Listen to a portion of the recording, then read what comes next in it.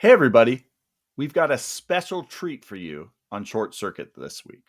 So, last week, from when I'm recording this, the Institute for Justice and the Texas Observer teamed up for an event in Austin, Texas on the First Amendment, local government, and retaliation.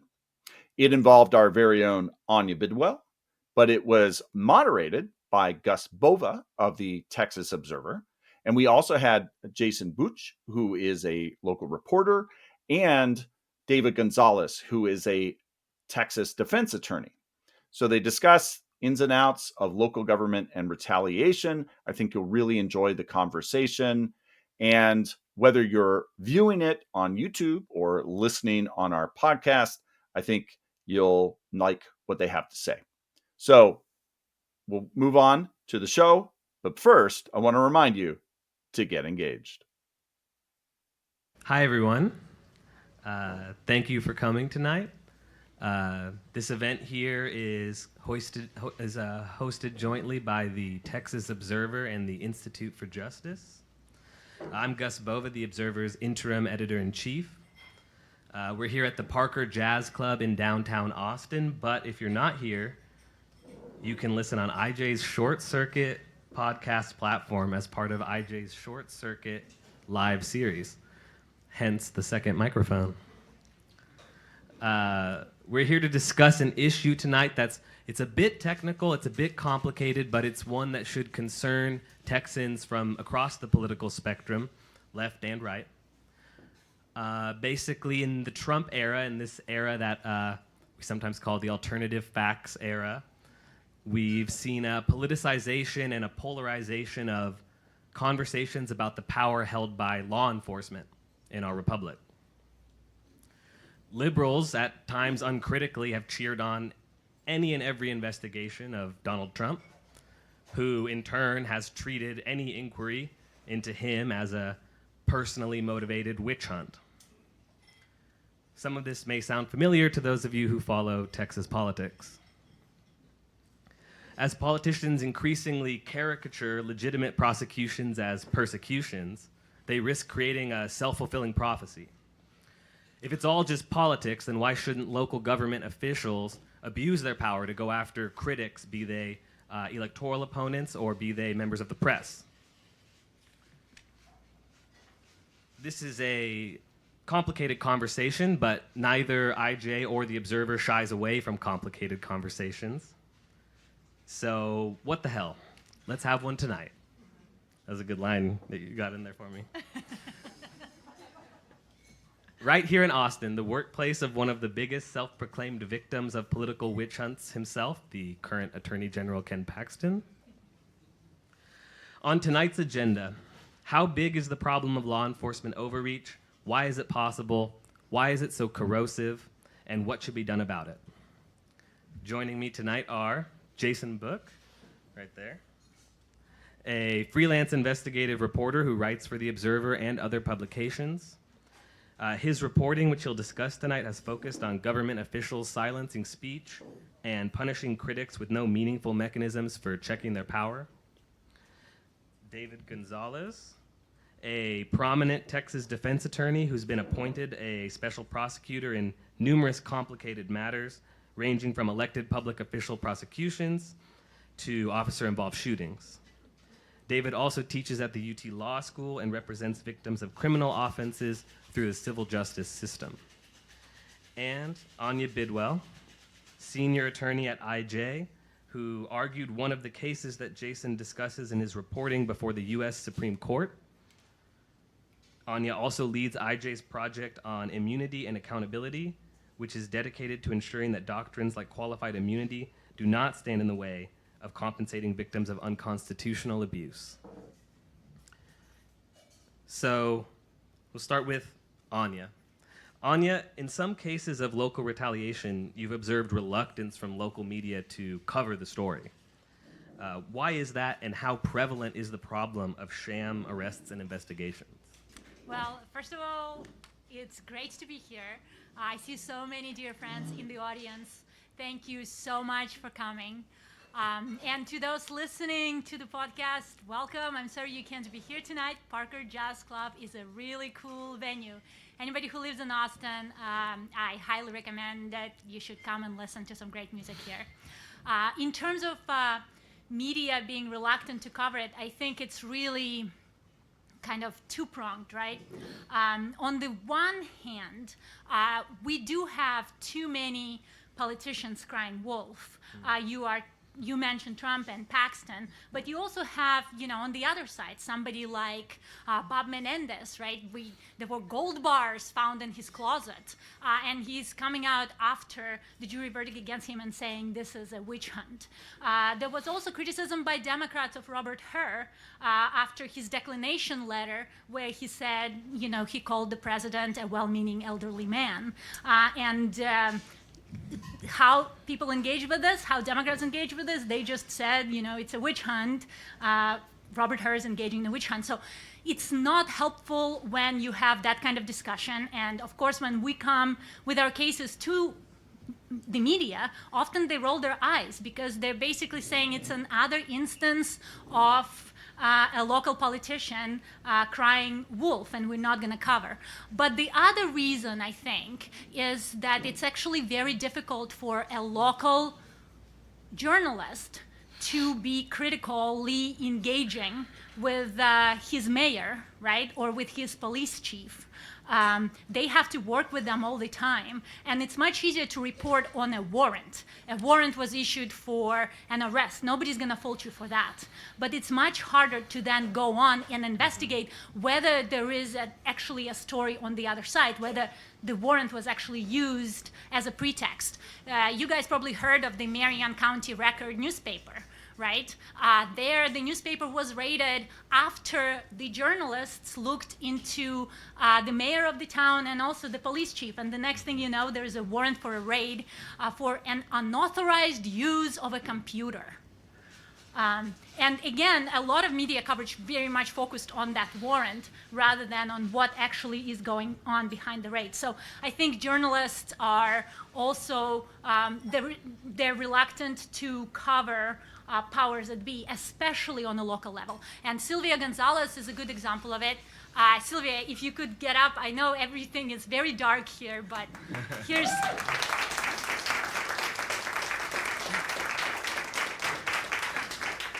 Sylvia's story is a perfect example of this. She was first Hispanic council woman to be elected to the Castle Hills City Council.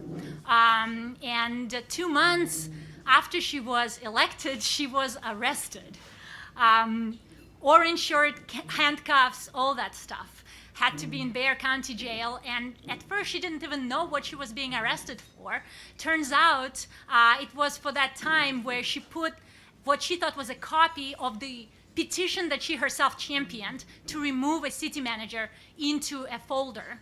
And that was called tampering with the government record. They said that Sylvia was trying to steal that petition, the very petition she presented. Now, here's the thing about Sylvia. She is, even if you think that she tampered with the government record, even if you think there's probable cause for that, at the time she was 72 years old, she had no criminal record, she was wanted for a nonviolent misdemeanor. Bexar County jails are overcrowded. So you tell me whether the reason she was arrested rather than processed through a courtroom or processed through summons, whether the reason for that was because she tampered with the government record or because she criticized the city manager. It seems like a pretty straightforward answer, but when we reached out to members of the media in Castle Hills and in San Antonio, they did not want to cover it. They basically said, listen, there was a warrant for her arrest, and the rest of it is just politics, and we don't want to get on the bad side of, powers at be. And so it's kind of very difficult, and part of the reason for this event is we want to encourage reporters and lawyers to be more like Jason here, to actually, engage with these stories and look beyond the warrant, look beyond the allegations of probable cause and things of this nature, because those kind of stories are pretty common. At IJ, I'd say It's the most frequently, it's an area where we get the most potential cases. People call us about government retaliation on a weekly basis. It's the kind of thing that's not a needle in a haystack. And I'm using that term deliberately because one of the government lawyers, he actually said the kind of thing that you guys are complaining about is a needle in a haystack. And it is not. Just in the last year, I can name you at least 4 instances of serious retaliatory abuse, starting with Marion County record raid on that newspaper. And I can go on, but I really want others to talk more about this. But really, it's not a needle in a haystack, and it's important that reporters cover it. But I do understand why it is difficult for them to do so. Well, on that topic of reporters taking up stories like this or not, Jason, for the May-June issue of the Texas Observer, there's stacks of those magazines over on that table. Please take them with you if you would. You did write about Ms. Gonzalez's case. Why did you decide to do it? And also, just what has your experience generally been like covering these issues? Yeah, so this kind of goes back to 2017 when I was a reporter for the San Antonio Express-News. I wrote about a citizen journalist in Laredo named, she goes by the name La Gordi Loca, and her name's Priscilla Villarreal. She's this sort of social media personality, big personality who posts these kind of foul-mouthed rants on Facebook, but also talks a lot about goings-on in Laredo and is critical of local officials.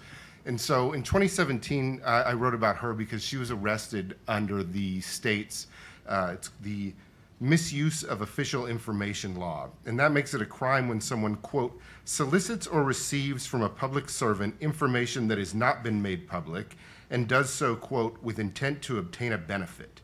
So basically, she'd called a police source and tried to confirm the name of someone who died by suicide in a very public incident. Now, journalistically, most news organizations handle that type of reporting in a very different way than she did. But when you boil it down to its basic elements, calling a police source to confirm something is kind of a basic part of daily journalism.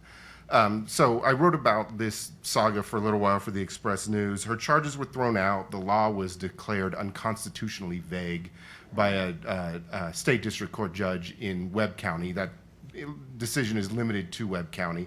And then fast forward to last year, she had a civil case against the county and city officials who were involved in her arrest.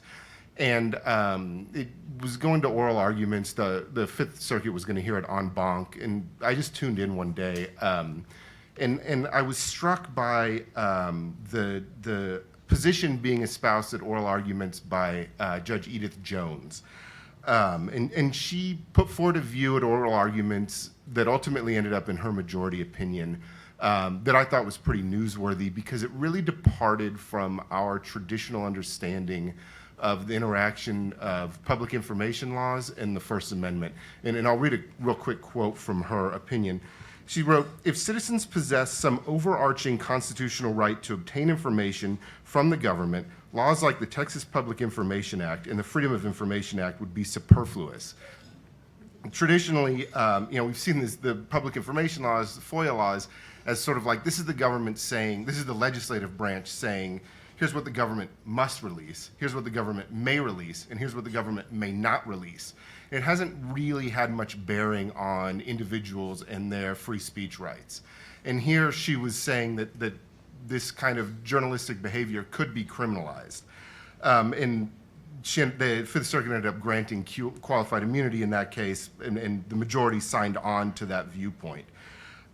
So I wrote a piece, pitched the Texas Observer and Palabra, which is the news magazine run by the National Association of Hispanic Journalists.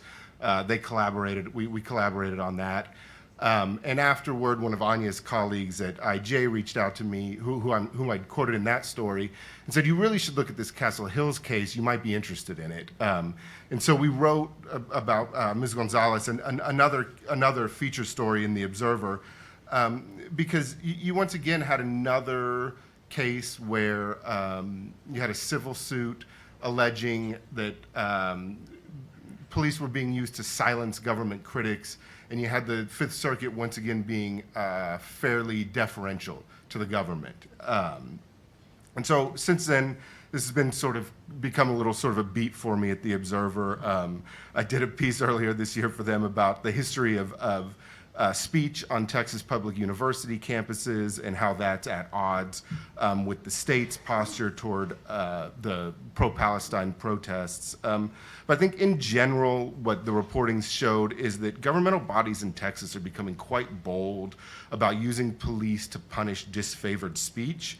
And the courts are wrestling with how to respond to this. And frankly, earlier this week, I was reading some records out of a case in Maverick County where the county judge had ordered a government critic arrested for contempt of commissioner's court, which a U.S. district judge in Del Rio said is not a thing, denied qualified immunity, and allowed the pro se litigants lawsuit to continue against the county officials. That's been appealed to the Fifth Circuit.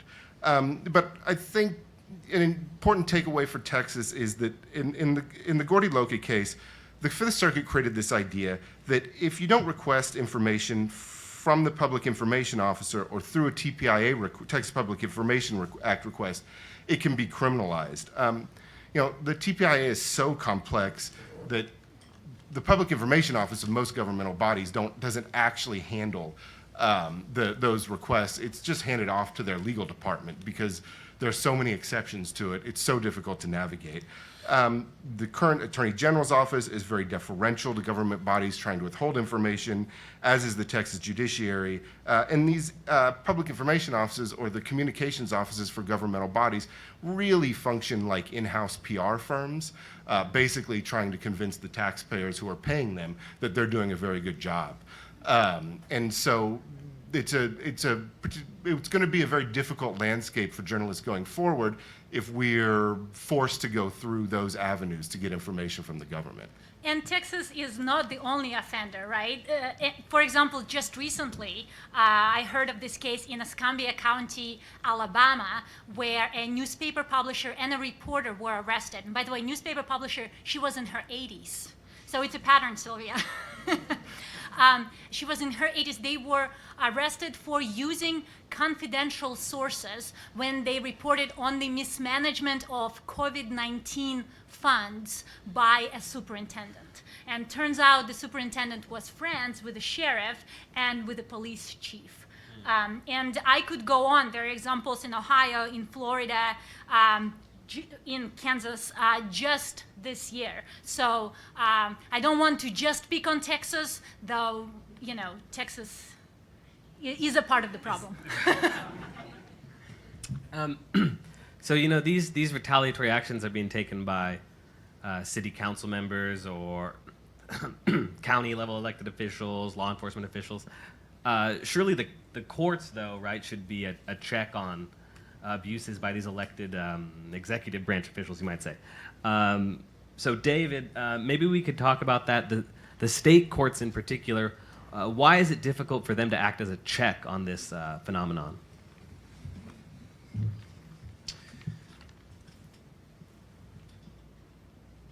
I'm not convinced that the statutes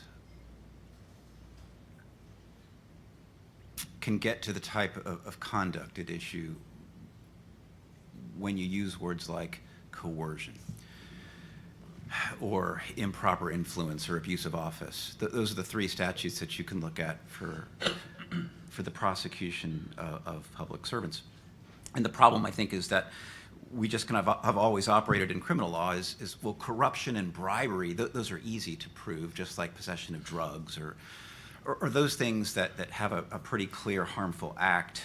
When you start getting into a robust First Amendment and you start to debate about what's allowable coercion, that's how the Court of Criminal Appeals looked at the Perry case. And when, if you think back kind of a decade ago, to just the chaos that our local district attorney's office was in when Rosemary Lemberg was arrested for DWI. What is so difficult about coercion is that just the mere issuance of the threat allows the recipient to then internalize and do the dirty work of the harm. And what I mean is that once at that point, Governor Perry had said, if you don't agree to give up public integrity funds, I'm going to veto those, or I'm going to cut those, or you need to resign. And so then there's this internal fight. Do the folks in Austin or Travis County get to vote for the DA, or does the governor get to say, if you don't resign, I'm going to cut your funds? And the schism that happened within that DA's office, for those that practice here, was significant. You had half the office mad that Ms. Lundberg wouldn't resign, against half that said, but you can't do that. It's the voters that get to vote. And that's, when you look at what the statute was related to coercion of a public servant, Mr. McCrum and I thought, and I think a grand jury agreed, that that met the context of what it was to coerce a public official into taking an act that otherwise really only the voters have. Can you force someone to say, you must resign? But the point was, the harm occurred just with the statement. You didn't actually have to need to go through with the veto for the office to implode and it to be a really tough place for prosecutors to work for years and years and years. Fast forward, 2 of the 3 folks that wrote that majority opinion, and it's a very well-reasoned opinion, and we were on the other side of it, but I understood the word coercion is so broad that when the legislature intended that, maybe they meant for other types of display and not a lawful use of your ability to use the bully pulpit. When there was a constitutional interpretation of whether the Attorney General has independent ability to prosecute voter or election fraud, or must that come from a local DA's office, an overwhelming majority of that court said, look, if you look at the Constitution, we're just reading the statute here. It's not an activist decision. It's just a statutory interpretation. It looks like the AG can only come in with the request of a local prosecutor. And then, very quickly after that opinion on that interpretation, there were some very public statements saying you should vote those 3 justices out of office. And they all 3 were voted out. And so is that, but I think Mr. Paxton has a First Amendment right to say this is who I think you should vote for. Where each of, I think, Judge Slaughter and I know Presiding Judge Keller had said, it's just so tough to hear this label. I've been a conservative jurist for 20-something years. It's so hard to hear me being called an activist judge. And I think Judge Slaughter had said, I'm not activist if I just disagree with your statutory interpretation. But I think in answer to your question, what's so hard for, I think, the judicial branch or for even the legal system to get into these disputes is, they're just kind of political fights about what you do or don't. And I guess the question is, why would the electorate assume that the judiciary is going to be the person to be able to figure out what this was? I just think a lot of those statutes are so broad.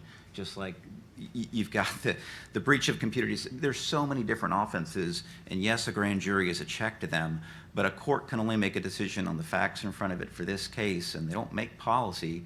So oftentimes they are limited just to this case and to whether that's an offense. And I just think I'm not convinced that it's always our toolkit in the statutes are always amenable to address those kind of problems.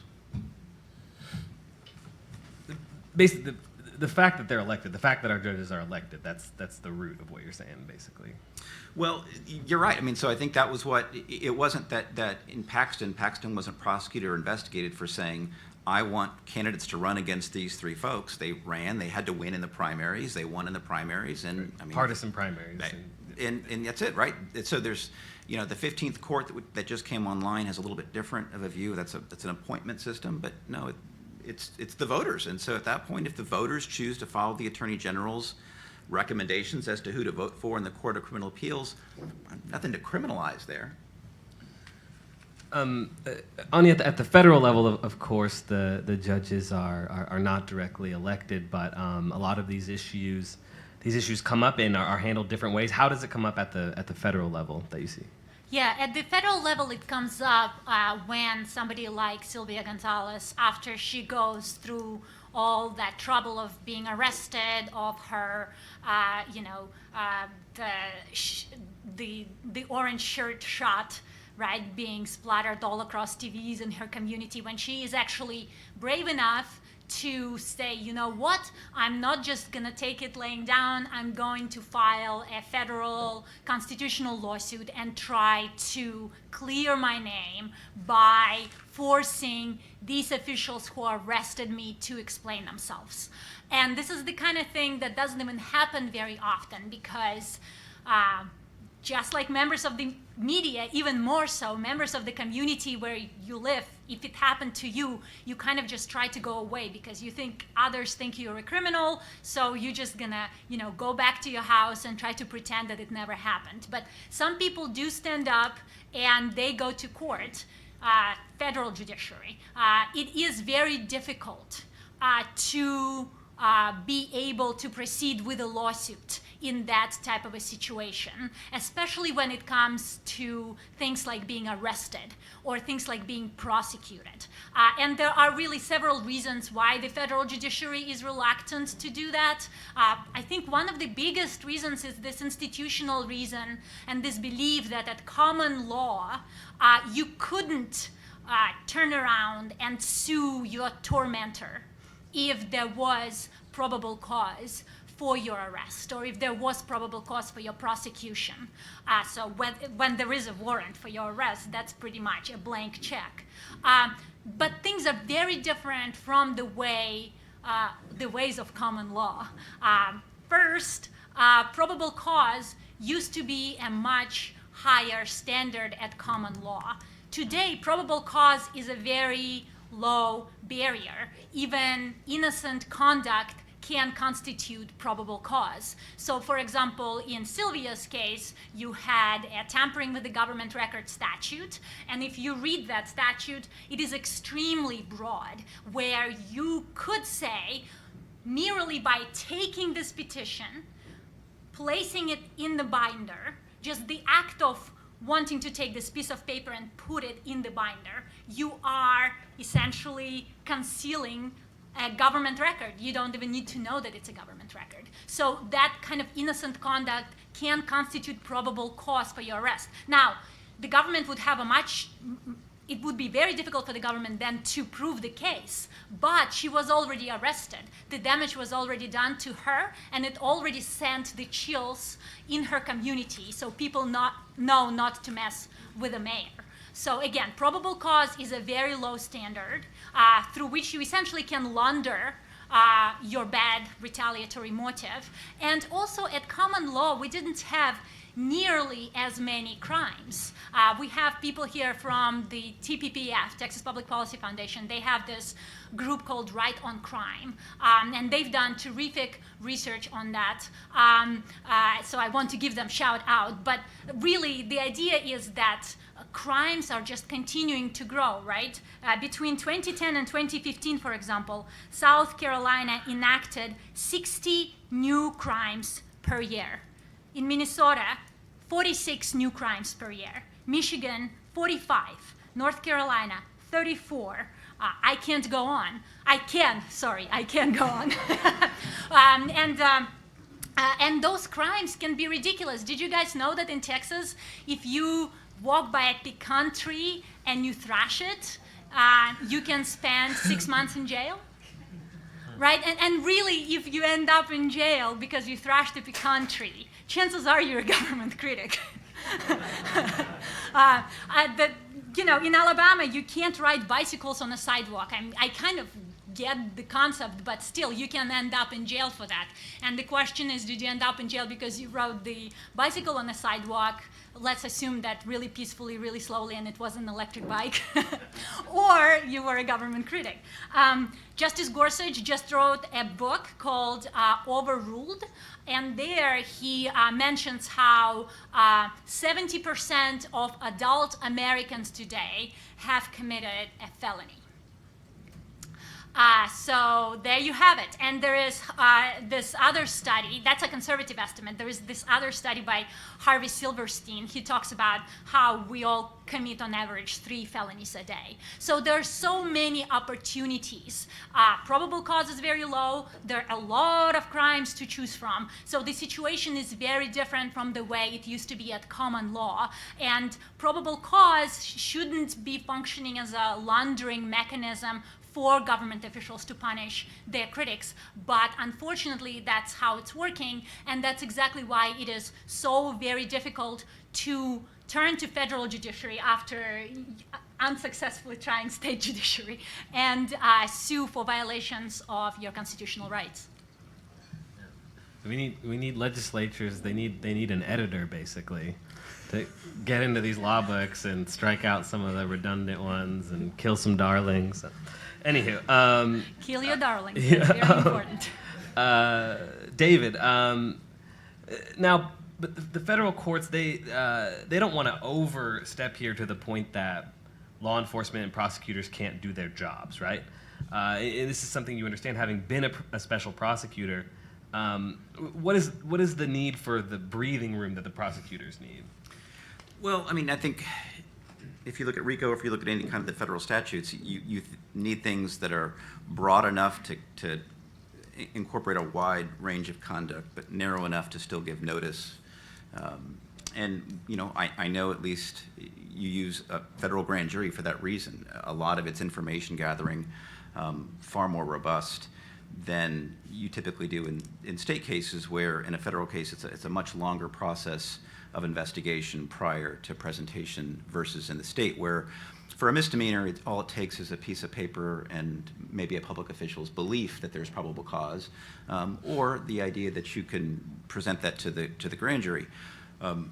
The only reason I have a unique perspective is that many years ago, one of my mentors, when I had received a grand jury subpoena for me to be a grand juror, not that I was in trouble, I had asked, you know, what do I do? Like, this is a 3-month commitment. Do I just stop practicing law for 3 months? And she had said, yes, you do, because when are you ever going to learn how the grand jury operates if you're getting to be on it? And I will tell you, it was a remarkable experience of learning that this separate branch of government exists where there are no rules. And it's interesting that we can say, well, we'd like to investigate that, or we would like to possibly return an indictment on something different than you presented us. And I think in the idea that we've heard that a prosecutor can get a grand jury to indict a ham sandwich, I do think that at least in Austin and the Western District, you have so many lawyers per capita that you end up having grand jurors on lawyers. You end up having lawyers on grand juries in state and the federal system. I do think that plays a large role. The other thing, too, I think that's difficult when we start talking about political retaliation. And I think, as Dean Chesney wrote in this really beautiful article called The Liar's Dividend, which is kind of in the wake of AI and misinformation, the ability for folks to say, that's a lie, you can't prove it. The courts retain this monopoly on truth. The courtrooms, you can say whatever you want on the courthouse steps, but once you get in the courtroom, we have a different standard of integrity and requirements of truth speaking, which is why you see state bars across the nation start imposing sanctions for false statements and pleadings in ways that we probably can't do in the courthouse steps. And the reason being is that you have, I think, this problem where two branches of the government get to speak directly to the people and spend a lot of time doing that work, and this other branch has to refrain from speaking in order to have integrity. And that's what I think it's been difficult when more decisions get attacked and more judges get attacked. The last thing we expect to see is a news conference or coming to you to say, let me tell you about why my decision was so fair and so good, because that undermines the very fairness and neutrality of that decision. And we just keep seeing that more and more, where one of the branches, I think, has to keep fighting with the hand behind its back. And I'm not convinced that whether it's state or the federal courts, we do that. We just kind of rely on the federal courts to be above that fray, that they're appointed and they have that respect. They don't have to keep trying to I don't know, suggest to the jurors, the voters, they're more tough on crime and more likely to follow according to whatever that party registration is. Now, Jason, however the courts end up handling any of these individual cases, sometimes the person who's retaliated against prevails, of course. But in your reporting, what have you seen as far as the consequences that happen, just starting with the arrest of these individuals? Right. So I think just about everyone I've written about, the criminal charges were eventually dismissed, whether it was the DA didn't want to touch it, or the one there was a habeas corpus writ and a state district judge dismissed the charges. But there's this concept of, you can beat the rap, but you can't beat the ride. And going through this process is humiliating for people. It's expensive. They have to hire a lawyer to protect them, to represent them in court. And going to jail is a traumatizing experience. And so while they tend to prevail in their criminal cases, ultimately, there is a cost, right? And so I think for the First Amendment advocates I've talked to for this story, they're concerned government critics are going to not want to speak out. They're concerned that journalists are going to be prosecuted for reporting on leaked information. And there's a temptation to think of this as happening at like the small town level. I think most of the cases we've discussed so far have been smaller communities, but I'll point out a few other examples. Earlier this year, a video of the Dean of Students at the University of Texas San Antonio came out, where she was telling student protesters, if you chant from the river to the sea, you'll be referred to law enforcement, is how she put it. That's a fraught chant, and the university presumably has some administrative power to punish students for speech that they believe is anti-Semitic. But this idea that the default is to go to the police is a fairly new one, even for abhorrent speech on public university campuses. We've seen a willingness of the government at the federal level to attack the media. So earlier this year, there was a motion by the U.S. Attorney's Office in Detroit asking a judge to limit the release of pretrial evidence in a counterterrorism case. And the AUSA wrote, unlike news articles, which are often brief, cautious, and offer a superficial examination of an event, documentaries are powerful vehicles for presenting a narrative, evoking strong emotions, and creating a long-lasting impression of the subject matter. Documentaries, especially ones made through the lens of only one side of a dispute, may present a biased or one-sided view, focusing on a specific perspective and leaving out important information. So you're seeing this federal prosecutor making an argument about the release of evidence based on what a particular journalist might do with that evidence. And I mean, the rest of the motion had these sort of more traditional arguments about why you might keep evidence sealed pre-trial. But you had this prosecutor really just taking a swipe at a reporter, presumably because they thought this would be an effective argument in front of the judge. You also have the Julian Assange case, where he pleaded guilty to unlawfully obtaining and disclosing classified documents relating to national defense. You can have an argument about whether he's can be called a journalist.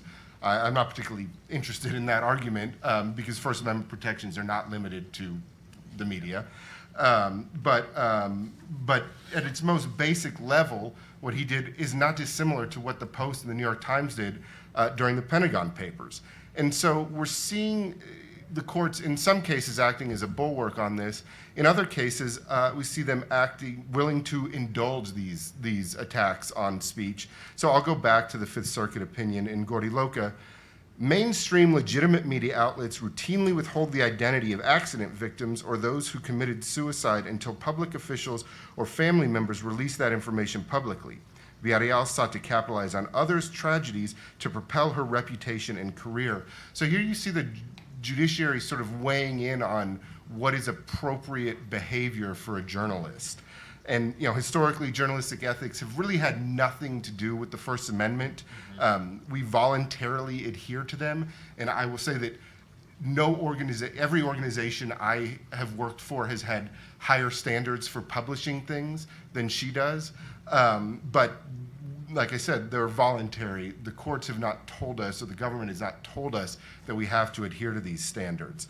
And historically, courts have said, if you don't break the law in obtaining information, what you do with it afterward is not the government's business. I mean, this is something that media lawyers come to newsrooms and tell reporters.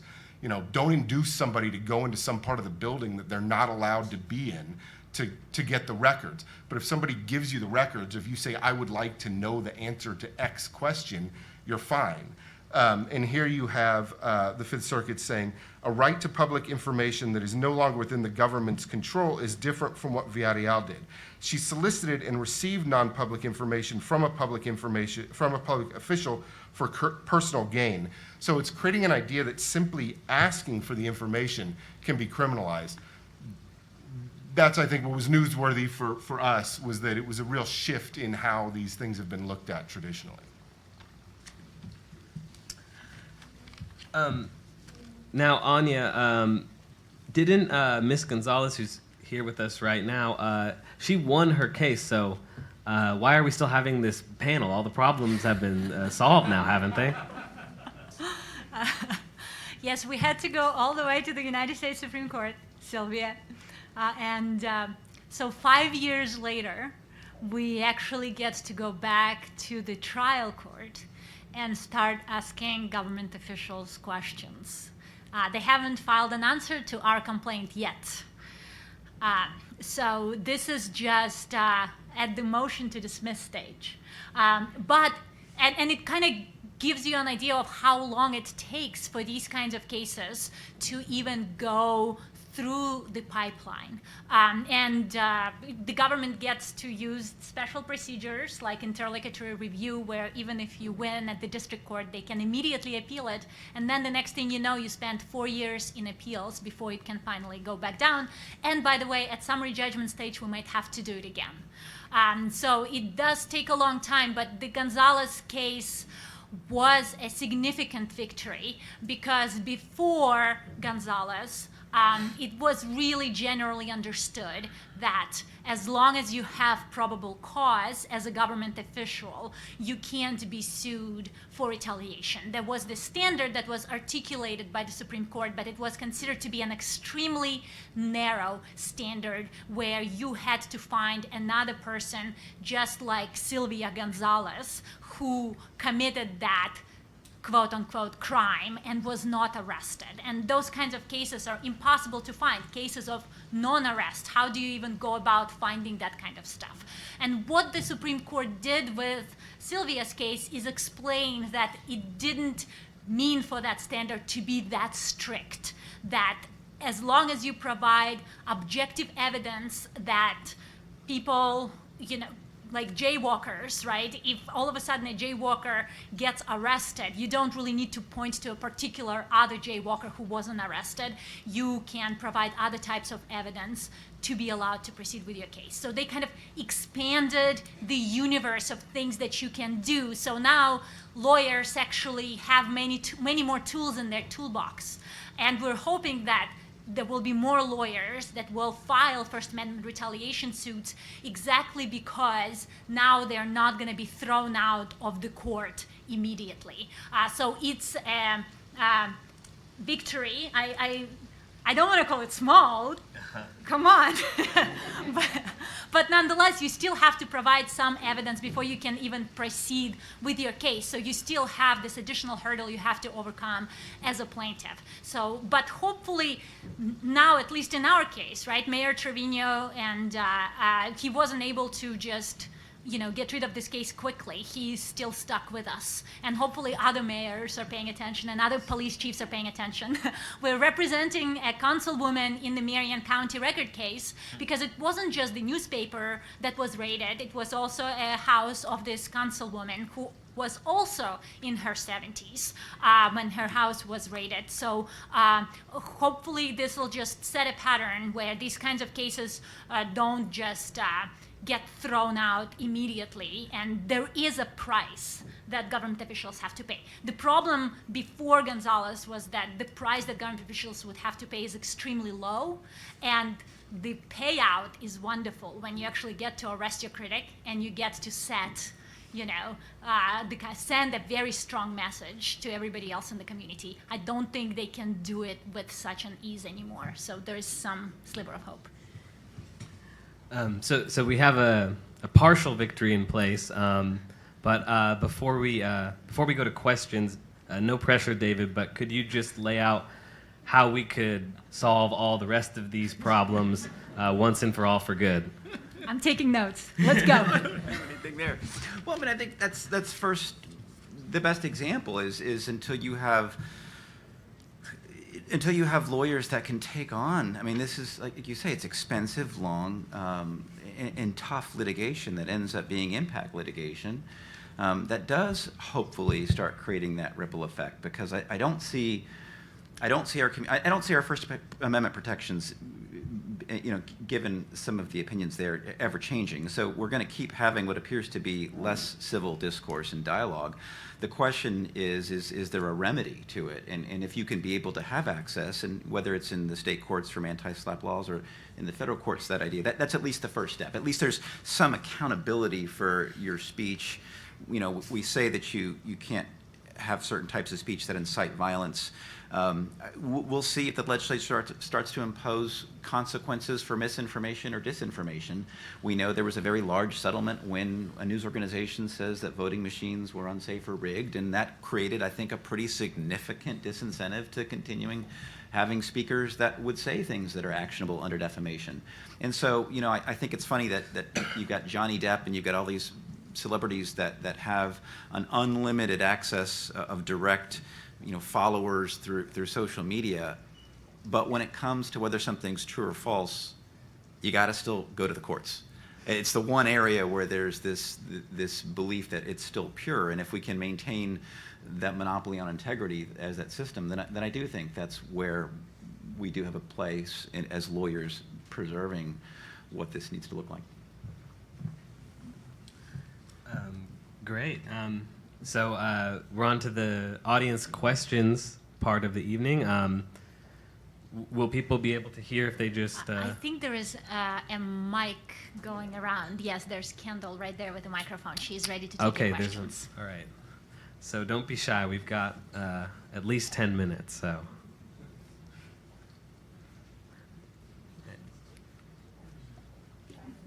We have a lady in red right there. All right. Hold on. Kendall will bring you the mic.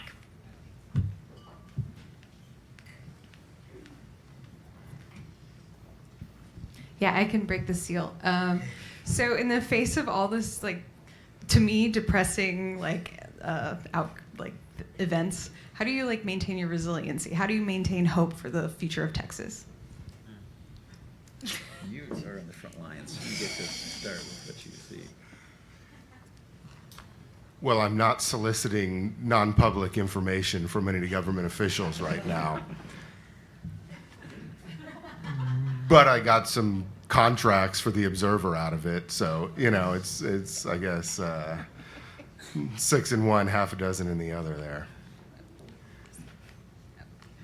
And I'm lucky enough to work for a public interest law firm that's built to do this kinds of stuff. So as long as there is this negativity, I still have a job. But I'd love to be out of the job. But again, I think what we really need is we need more lawyers willing to file lawsuits on behalf of worthy plaintiffs. We need more journalists willing to listen, right? Just because there is a warrant for somebody's arrest doesn't mean they are a criminal. There could be something else going on here. It's true that nobody's going to fire you for writing about the warrant because there's actually a warrant, but sometimes it's important to look into the details and then cover it. The more people hear about this, the more people read about it, the better it will be.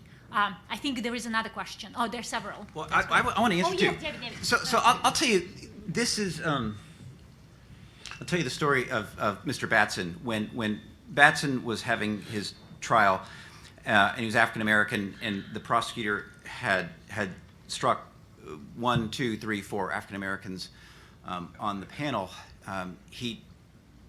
Mr. Batson was a frequent flyer in the criminal justice system and had done this process a number of times. And he told his lawyer, hey, object to that. They're striking every African American on the juror. Object. And I say this because this is what I would say, as his lawyer, no, they can do that. That's just the rule as it's always been.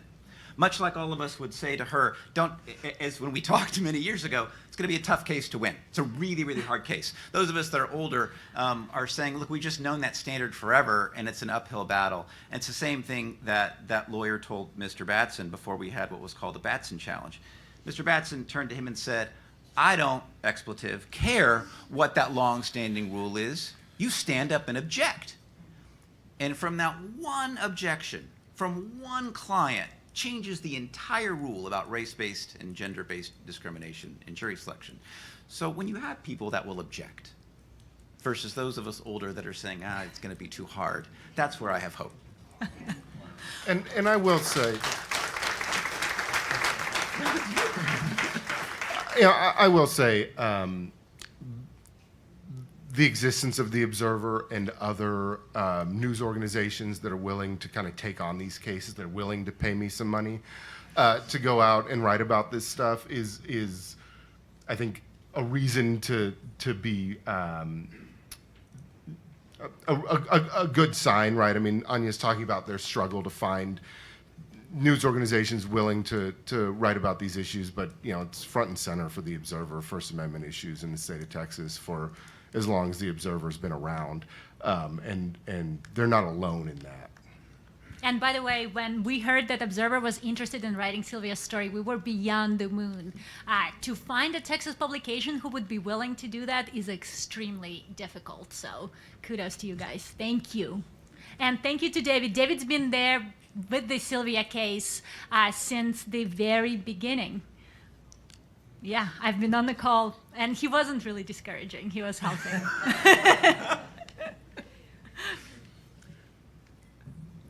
Who was next?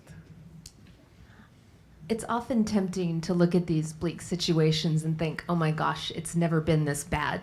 But has IJ or The Observer done any historical research in the history of America about similar situations? Have there been peaks, valleys? What are the trends for the last 200 years? I mean, if anybody ever says that it's illegal to shout fire in a crowded theater, they're talking about a Supreme Court decision that said it was illegal to disseminate information opposing the draft or disseminate literature opposing the draft. So yeah, things have been bad for the First Amendment in the past. I guess I would say that what made the series of stories the stories that I did for The Observer newsworthy was that they're a departure from fairly recent standards or ideas about speech freedoms. Yeah, they've been worse in the past, but we'd been on a run for a while that I think First Amendment advocates would say was pretty good.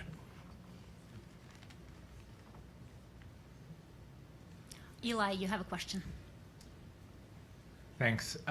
So what tea leaves can we read from the Supreme Court opinion? I know, Anya, you've said a few things about the overall rule. I think nobody expected the opinion to be written in quite the way that it was. It's very fractured. And what's the takeaway from that? Are there further battles that are going to happen here, or is this a sign the Supreme Court doesn't want to touch this area for a while? And any other takeaways you have about the opinion? Yes, it was an interesting opinion in that we have 8-1 per curiam, essentially saying that the Fifth Circuit was wrong to rule against Sylvia because she couldn't produce evidence of another Sylvia who presented a petition, then put a copy in her binder, and then was arrested for it. And the Supreme Court, in a relatively short 5-page opinion, said that the case should be reversed and sent back to the trial court to proceed, and that the only limitations that we have on the kind of evidence that a plaintiff has to present is evidence beyond state of mind allegations. So you can't just come to court and say, hey, the mayor hated my guts. I know this because he told me so himself, and then say that's a First Amendment retaliation suit. The court said just saying that somebody didn't like you, that somebody had a state of mind, some sort of a motive, is not going to get you there. But if you provide evidence beyond state of mind motive, then you should be able to proceed. So even though the opinion is short, it is pretty clear and pretty significant in its ruling. But you're right that there is also some drama behind the opinion because we have Justice Alito's concurrence. He agrees that the Fifth Circuit was wrong, but he wrote his own rather long opinion, where, by the way, he does a great job explaining what objective evidence means. And we agree with him. It's beyond state of mind allegations. Everything else comes in as objective. And then we had very helpful concurrence also from Justice Jackson, who agreed with us. And unsurprisingly, Justice Thomas ruled against us, but he ruled against us for the reason that he rules always against plaintiffs in First Amendment retaliation cases. And it has a lot to do with history, to your previous question, and how in history, at common law, when you had probable cause as a government official, that usually got you off the hook in these types of cases. But again, as I explained earlier during our conversation, probable cause was a higher standard back in the day, and there were many fewer crimes back in the day. So the opportunities for that kind of conduct, for that kind of abuse of law enforcement authorities were fewer at the time. Do you think if Villarreal gets taken up, it'll give us any clarity on some of these issues that weren't addressed in Gonzalez? Yes, that's a great point. So the Lagarde-Loca case is up on the petition for certiorari right now. That petition got a lot of attention. There are a lot of friend of the court briefs that were filed. The government just filed a response. So I'm optimistic that the court will take it up. And there isn't a direct question on retaliation, but there is question about media freedoms and laws, state Texas laws, where the court really could clarify that going forward. And hopefully, maybe we can have another panel here with good news from Lagarde-Loca's case. And shout out to FIRE, by the way, who is taking the lead on that. And one of the lawyers, J.T. Morris, he couldn't be here because he's actually working on the reply to the government's brief. Okay, I think we have two more questions. Time for two more, I think. As a reporter, as a reporter, how do you determine, I'm pretty sure after you did one of these stories, you started getting a lot of emails and people coming to you saying, hey, look at what's going on over here. How do you determine, which one really meets the merit? I know you said that your editor has sort of a high level there. So how do you determine, and then also as a lawyer, how do you determine sort of what case to push out into the media and which one to sort of that wouldn't be good under media attention? Well, I wouldn't be entirely joking if I said I pitch Gus and then he tells me how much money they have in the budget. But you're looking, for something for every publication, you're looking for something different, right? And so for the Observer, you're looking for some of these bigger tensions that we're talking about, these certainly, like I said, a shift in how things have traditionally been talked about or handled by the courts. Like that's a pretty easy sell, even if these are like fairly technical cases. Although, I think it's when you're I think that's probably the easiest way to say it is that when you're looking at some kind of shift, when you're looking at some kind of change in whatever freedoms you happen to be writing about for the, we're talking about the First Amendment here, but, and any sort of protected activity, that's a pretty easy sell for the bosses or for the editors. I don't know, Gus, do you have a take? Yeah, just that in both cases there were stories that weren't likely to be done elsewhere because they're difficult. They require a lot of patience and know-how about how to do legal reporting, which Jason has. And then you got to find, how do I sell the story a bit? How do I make it appealing to a wider audience? And Jason has both those skills, so it makes it not too hard to say yes as long as there's money in the budget. One more question. Gretchen, I think, right there. Yeah, I can do it without a mic. I've been. Hold on, we need to mic you for the podcast. Our audience outside of Austin needs to hear your wisdom. We have one more right here first. Oh, okay, let's do, perfect. Two questions. Okay, I'll try to Make it quick. Okay. I might be bringing us back to doom and gloom, so I'm sorry. But we're having this conversation in the middle of, our attorney general trying to, just subpoena, get rid of immigration rights organizations. I think 2 days ago he sent a letter to the commissioner's court, both in Bexar and Harris County, for voter fraud. But they're just trying to do legitimate voter registration for people. So. I guess you can answer this question however you want. What do you think is going to come of those things? Or kind of what are your reservations, concerns? Bexar County media also, too, seems to be, covering the warrant when it's well, we know the people who are being, houses got raided for 7 hours. And it doesn't seem like that's, however you want to take it. And I apologize for the doom and gloom again.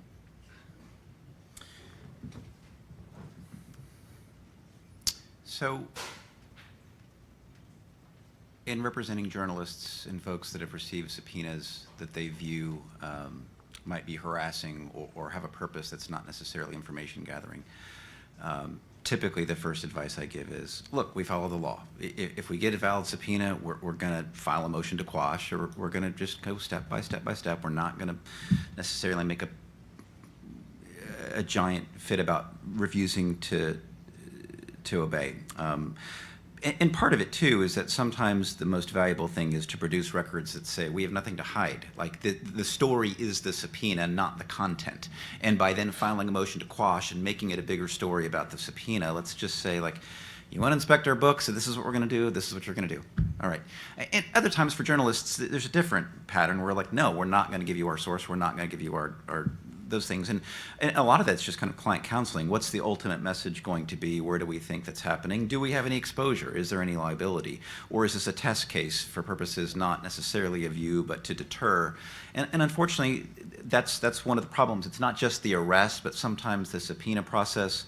The idea of serving a search warrant, typically it's at 5 a.m. Typically it's with a pretty large show of force. That itself causes a lot of trauma.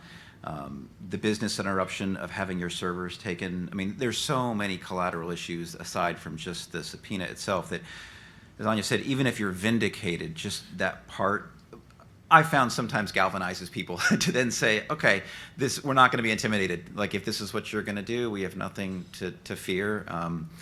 But that being said,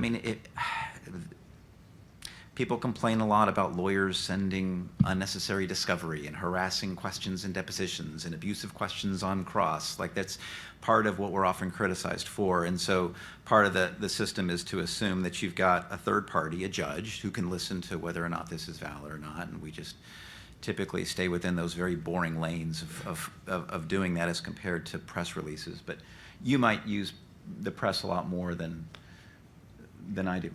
Yes, we use the press a lot. Jason and I, we had a lot of conversations, and I am extremely open with the press, including, legal questions. Sometimes the problem is reporters just don't want to bother with understanding the, the standard of review under which the court is looking at this, or some other technical thing. And they actually... It is kind of convoluted. I don't know why y'all have to make it so difficult. I think part of it is because then it's much easier to kind of cover this. The violation of a constitutional right then comes second. Everything else is on top of it, all these doctrines that you have to sift through before you can actually report on the real wrong that took place. It's a really, Dean Chemerinsky from Berkeley Law, he wrote a wonderful book on this where he discusses how all these procedural mechanisms that courts use make it very difficult for the public to actually understand what's going on. If the Supreme Court were to say there is no such thing as a First Amendment right, people would be on the streets protesting. What do you mean? It's basic, right as an American to speak against the government. But if the court just says, oh, there's not a case directly on point where you're talking about this and this particular posture, objective evidence, subjective evidence, whatnot, then people forget that the actual issue is the First Amendment right. They're just looking at all these procedural obstacles. It's a very clever way to, make the thing go away and to deter reporters from talking about this. Jason, you wanted to say something? To the question, I was going to make a joke about being trapped between Gus and lawyers on these stories. But I just, the nature of daily journalism does not lend itself to perspective. It can be really difficult. Newsrooms, daily newspapers used to have people who just sat around doing nothing all day that everyone else in the paper hated. And their job was to have perspective and look into these things deeper in a bigger picture, and a lot of those jobs don't exist anymore. That's interesting. That's true. Well, unfortunately, Hold on, we have Gretchen. One more. Oh. Just one more. Okay.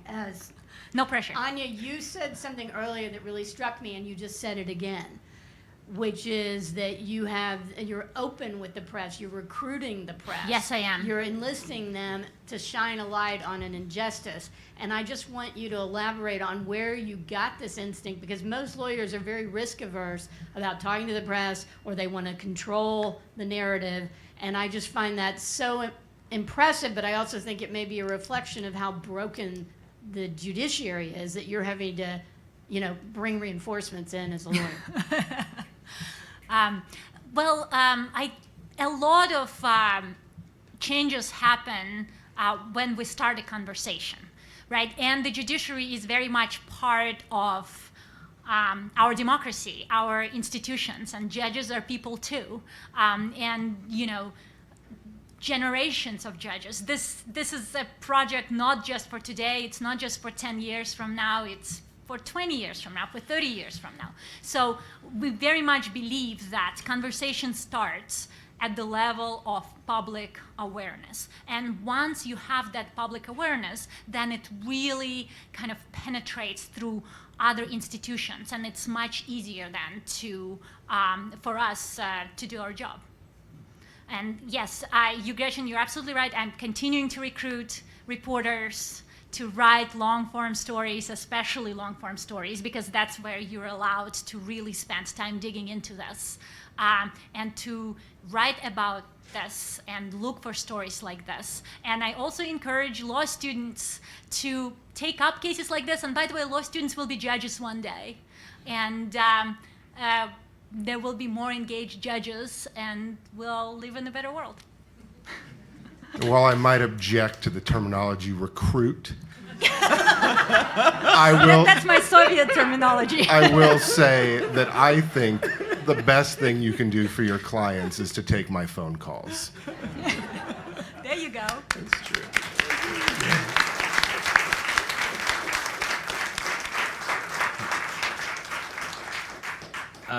Okay, now I think we're out of time. So thanks so much to all of you for joining us. Again, this was an event co-sponsored by the Institute for Justice. Look up their podcast. Ask Anya how else you can support IJ. Support Texas Observer, too. Right, and the Texas Observer, which, like I was saying, I think back there's stacks of both the magazines that have Jason's 2 stories in them. There's one in each, so I'm hoping everyone will take one of each. That way I don't have to lug them back to the office on the east side. But the Texas Observer is also a nonprofit that lives on donations. Correct. So texasobserver.org/donate/join. Great links. Just remember them. I think they're on the magazine itself as well. And to the lawyers and reporters here, I think there might be some. We hope you've got enough material for your next lawsuit and for your next story. Good night.